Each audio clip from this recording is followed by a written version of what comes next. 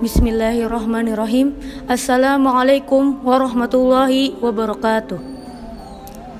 Alhamdulillahillazi an'amana bi ni'matil iman wal islam wa nusalli wa nusallim ala khairil anam sayyidina Muhammadin wa ala alihi wa sahbihi ajmain.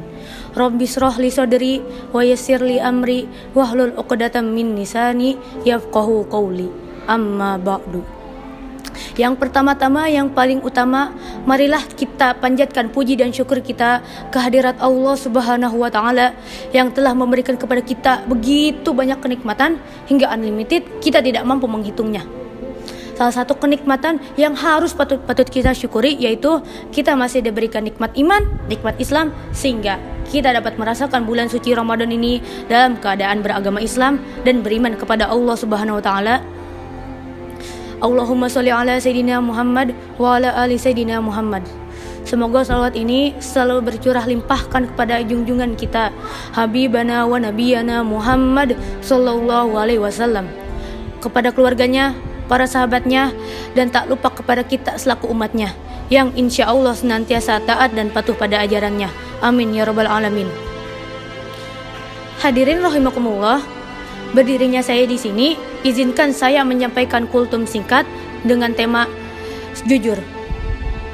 Bulan Ramadan mengajarkan kepada kita untuk senantiasa melatih kejujuran diri.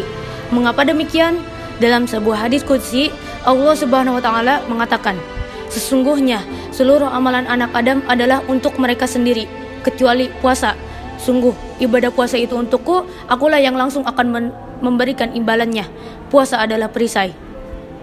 Puasa merupakan latihan bagi seseorang agar bagaimana dia dapat menjalin hubungan dengan Allah, melaksanakan ibadah, serta melatih ketakwaan langsung kepada Allah, dan Allah Subhanahu wa Ta'ala yang akan langsung memberikan imbalannya atas puasa seorang hambanya.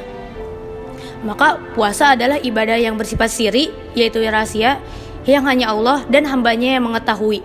Makanya ketika kita berpuasa, sejatinya hanya diri kita lah sendiri yang mengetahui apakah kita sedang berpuasa atau tidak.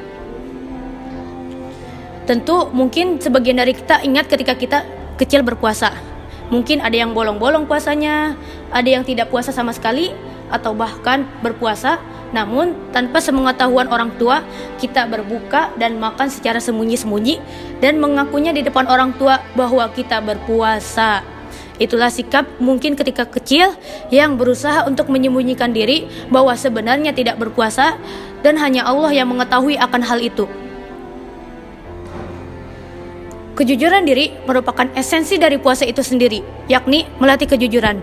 Rasulullah SAW berpesan kepada para umatnya dalam sebuah hadis, hendaklah kalian selalu berlaku jujur, karena kejujuran membawa kepada kebaikan, dan kebaikan mengantarkan seseorang ke surga. Dan apabila seseorang senantiasa berlaku jujur dan tetap memilih jujur, maka akan dicatat di sisi Allah sebagai orang yang jujur. Dalam lanjutan hadis tersebut disebutkan juga, dan jauhilah oleh kalian perbuatan dusta, karena dusta membawa seseorang kepada kejahatan, dan kejahatan mengantarkan seseorang ke neraka. Dan apabila seseorang senantiasa berdusta dan memilih kedustaan, maka akan dicatat di sisi Allah sebagai pendusta. Na'udzubillah.